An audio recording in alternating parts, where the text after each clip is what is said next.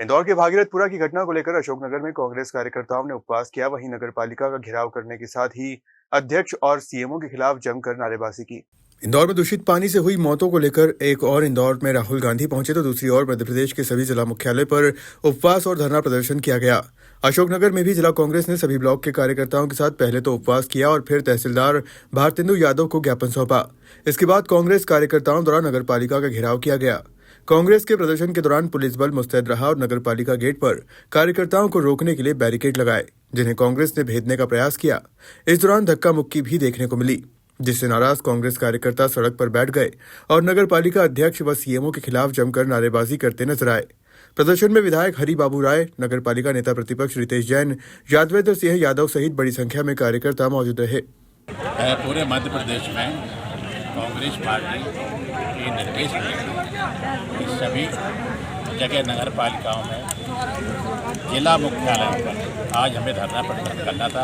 आप सबको विदित है कि इंदौर में 24 मासूम निर्दोष लोगों की जान चली गई और सरकार कोई भी जिम्मेदारी नहीं ले रही है, ना ही उन्हें उचित उनकी मदद कर रही है। आज आदरणीय राहुल गांधी जी, हमारे राष्ट्रीय नेता, कितने संवेदनशील हैं। उन्होंने आकर के पीड़ित परिवारों के लिए मदद जो उनसे बना वो की, लेकिन सत्ता पक्ष के लोगों ने आज तक कोई भी उनके लिए ना मदद की, ना उनकी सुध ली।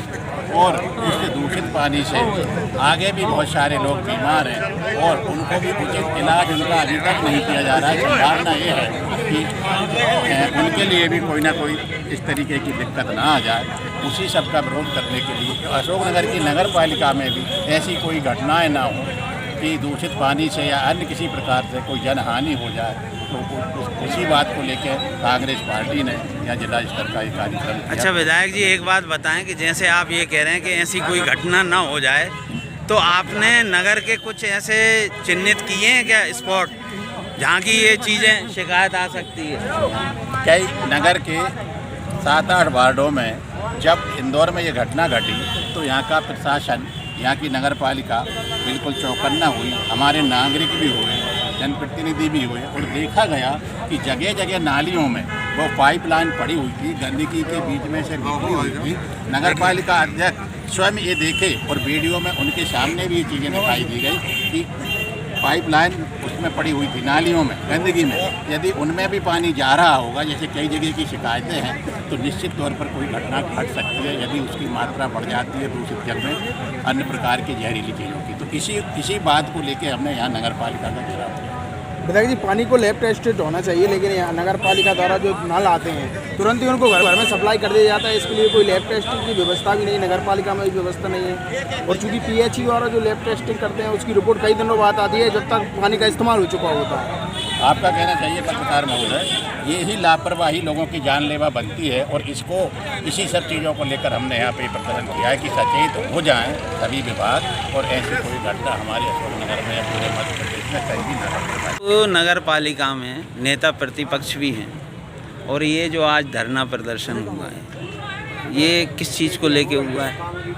देखिए, मुख्य रूप से इसमें बिंदु तो ये था कि भागीरथपुरा में जो हत्याकांड हुआ है, जिसमें 24 लोग दूषित जल पीने से खत्म हो गए हैं, वहाँ पर राहुल गांधी जी का आगमन था और पूरे प्रदेश में आदेश था कि आज उपवास का कार्यक्रम है। लेकिन हमारे अशोकनगर में भी देखा जा रहा है किस तरह से एक बाबू को CMO बना रखा है पिछले 2.25 वर्षों से, और वो बाबू नगर पालिका अध्यक्ष जो कि भारतीय जनता पार्टी से, उनके इशारों पर पूरे भ्रष्टाचार कर रहे हैं। पूरे नगर की हालत बर्बाद है।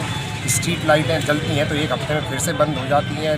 नालियाँ भरी हुई हैं, नालियों में से पाइपलाइन जा रही है। रोड के ऊपर CC रोड पे डांबर डाल दिया जाता है, पेवर्स पे 2 इंची CC रोड डाल दी। तमाम अनियमितताओं की वजह से इसके साथ हमने नगर पालिका घेराव का कार्यक्रम भी रखा था आज, ताकि हम CMO को हटाने की मांग कर सकें। नहीं तो ये चीज़ें क्या आपकी नज़र में नहीं आती? आप भी शहर में रहते हैं कि नालियों में पाइपलाइन गई हुई है और दूषित पानी जा सकता है और जा ही रहा है, ठीक है ना? तो इस चीज़ की तरफ आपकी नज़र नहीं गई? आपने वहाँ क्वेश्चन नहीं उठाया इस चीज़ को लेके? नहीं, वहाँ जो है ना, वर्तमान में हम 22 पार्षदों में से ये स्थिति है कि उनकी मेजोरिटी इतनी है। मेजोरिटी के साथ साथ उनका काम करने का जो तरीका है, वहाँ पर आवाज़ उठाना ना उठाना एक ही बात है। आप मीडिया से हो, आपको कभी अंदर आने दिया पिछले 2.5 सालों में?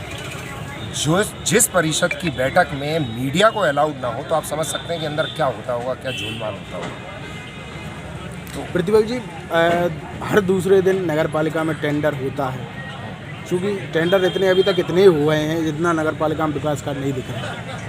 तो कहीं ना कहीं देखा जाए तो मतलब नगर पालिका द्वारा टेंडर जारी करना और काम न करना, तो ये कहीं ना कहीं सवालिया निशान खड़ा करता है। इन्होंने कॉमेडी बना दी है पूरी प्रक्रिया की टेक्निकली। ये मतलब अपने इशारों पे काम करवा देते हैं और बोलते हैं टेंडर बाद में निकाल देंगे। ये नियम विरुद्ध काम करते हैं और सारे नियम विरुद्ध काम जो हो रहे हैं वो प्रभारी सीएमओ जो कि मात्र एक आरएसआई हैं और अनुकंपा नियुक्ति में अशोकनगर में ही पले बड़े हैं, ऐसे पक्षपाती सीएमओ के अंतर्गत ये सारे काम नगर पालिका अध्यक्ष के इशारे पर हो रहे हैं। और आज पुरजोर तरीके से कांग्रेस पार्टी ने उसी का विरोध किया है, क्योंकि जब ये ऐसे नगर पालिका सीएमओ एक पीएससी पास फुल टाइम सीएमओ आएगा तो नगर पालिका अध्यक्ष अपनी मनमानी नहीं कर पाएंगे और इस शहर की जनता को कुछ ना कुछ अच्छी सुविधा मिलेगी। अब आपको क्या लगता है, आपके इस घेराव से आपकी सुनवाई हो जाएगी, सीएमओ हट जाएगा?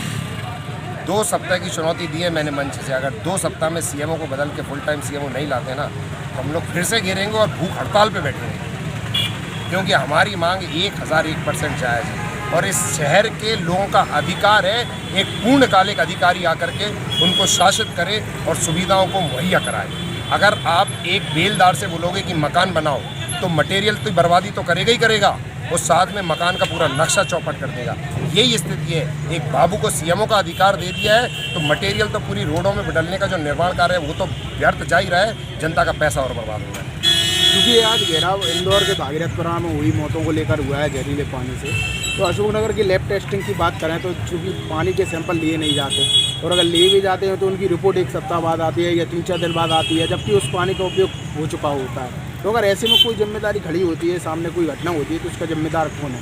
उसका जिम्मेदार स्पष्ट रूप से प्रशासन होगा, सीएमओ होंगे और नगर पालिका अध्यक्ष होंगे जो अपनी मनमानी करके इस शहर की नगर पालिका को चला रहे हैं। और जो फिटकरी का घोटाला है, ज़्यादा समय नहीं लगेगा, 6 महीने के अंदर में मैं यहाँ पर वो घोटाला निकालूंगा कि साल में ये कितनी फिटकरी खरीदते हैं और कितनी खपाते हैं और लाखों रुपए के फर्जी बिल बनते हैं और किससे खरीदते हैं फिटकरी, ये भी मैं बताऊँगा। ऐसे भाई नगर पालिका का घेराव किया गया था, क्या क्या विषय थे और क्या कुछ अभी तक सामने निकल के आया विरोध प्रदर्शन? देखिए, जैसा कि आप सबको जानकारी है, इंदौर में जो भागीरथपुरा की घटना हुई उसको लेकर आज जिला कांग्रेस कमेटी की ओर से उपवास का कार्यक्रम, जिसमें समस्त जिले के कार्यकर्ता कार्यक्रम उपस्थित हुए थे। इसके साथ साथ एक ज्ञापन का कार्यक्रम नगर पालिका के लिए था और नगर पालिका अशोकनगर में जो पेयजल की समस्या है, चाहे हम दूषित पानी की बात करें या कई जगह पानी भी नहीं पहुंच पा रहा है, इन जो तमाम प्रकार की जो